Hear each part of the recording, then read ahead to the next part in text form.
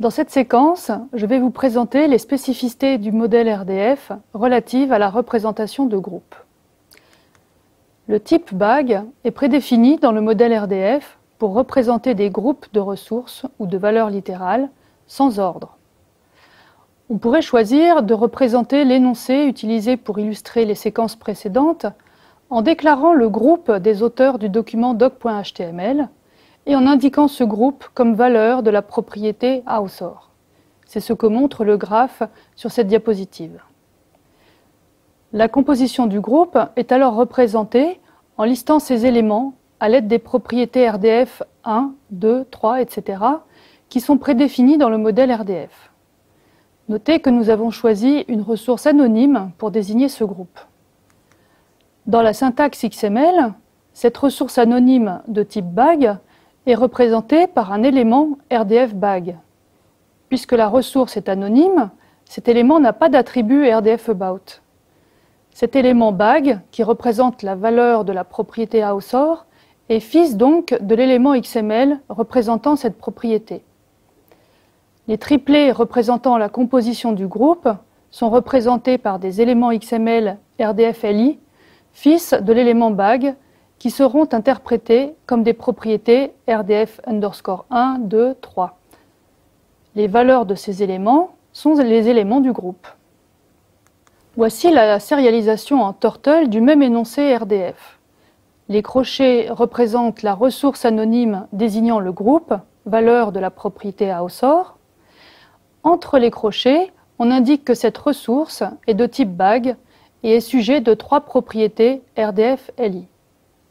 Le type sec est prédéfini dans le modèle RDF pour représenter des groupes ordonnés de ressources ou valeurs littérales. Syntaxiquement, son utilisation est similaire à celle du type BAG. Sémantiquement, les éléments d'une ressource sont ordonnés. On exprimerait avec cet énoncé sur la diapositive que Fabien est premier auteur, Catherine second auteur et Olivier troisième auteur du document doc.html.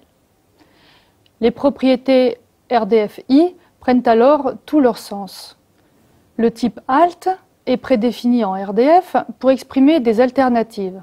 Par exemple, il est utilisé dans cet exemple pour exprimer une valeur littérale en français ou en anglais. Syntaxiquement, son utilisation est similaire à celle des types BAG et set. Les collections. Elles permettent de représenter des listes exhaustives et ordonnées de ressources ou de valeurs littérales. Contrairement aux séquences, ces listes sont fermées. On ne peut pas rajouter une valeur à une liste une fois qu'elle a été définie, alors qu'on peut à loisir en ajouter dans une séquence ou un groupe ou encore une alternative. Une liste est représentée en RDF par une ressource de type liste prédéfinie dans le modèle.